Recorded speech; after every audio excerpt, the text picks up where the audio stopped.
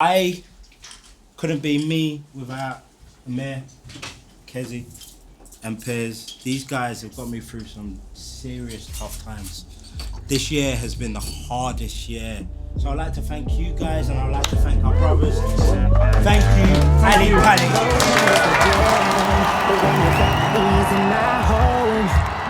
Take it back to the day, or when it didn't feel wrong. Rewind those moments again, when you felt ease in my home.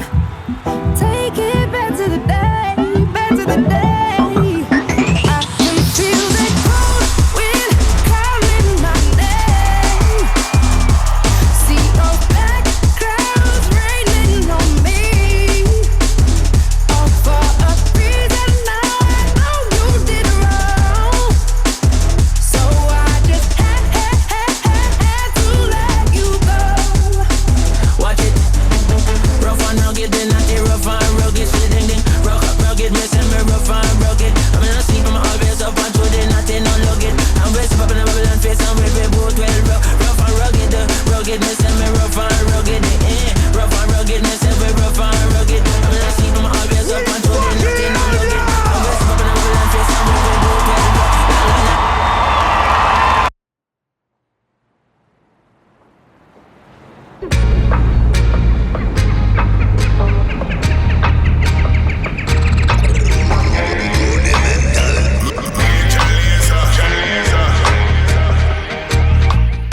Rudimental started on the ground, on the streets of London.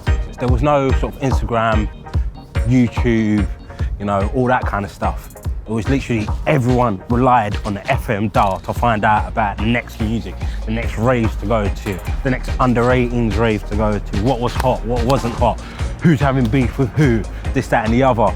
And that was the FM dial for us. That was our internet, that was our Instagram, that was our YouTube. Welcome to Major Tom's. And this is the main room. This is my room. This is our room. And this is where everything Rudimental and Major Tom's occurs right here. In the first month of knowing each other, we made a few huge songs. Feel the Love, Not Giving In, Waiting All Night, Spoons. All came out of the first few sessions that we did in here. First thing when I'm waking up to the sunrise, I need a little help, but it's easy with your eyes. Not an early bird, but up to get down on you.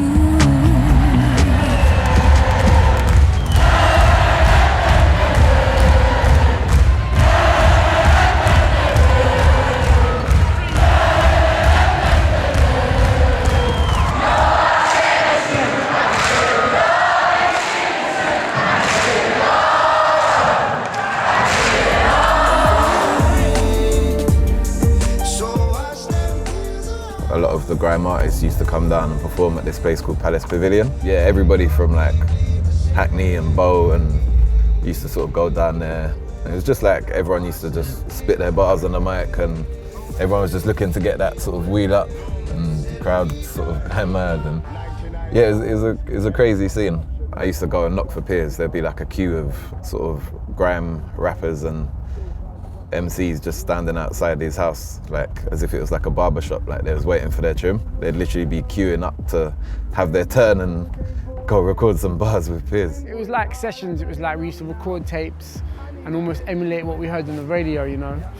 And my mum, these were like big guys, you know, like hooded guys that would just come in and spit bars, and like they'd swear a lot. My mum would come in and she'd be like, "Look, listen, stop swearing. Right, I know your mum, right? Like, I know who she is. Stop swearing, or else I'll tell her, and they'll be like, sorry, you know." I remember there was a time when Piers, he managed to get his track on vinyl, and then he heard it on radio. When we heard that on radio, we were going crazy, like nuts, banging the walls, this, that and the other, and then you'd hear like a stomp from up the top floor, and it'd be like, "Bah, bah, bah. Leon, stop banging on the walls." Musically, we came from the same root, that same melting pot. And so you can see that really clearly on the front cover of our first album, Home. the Hackney mural, the Dalston mural. That was like the purest reflection of the culture that we grew up in. Big community spirit. I pretty much knew everyone that was in each house. You know, there was a big Irish family in that house there. There was like an Indian family right there. There was an African family right there. There were so many different types of people living there.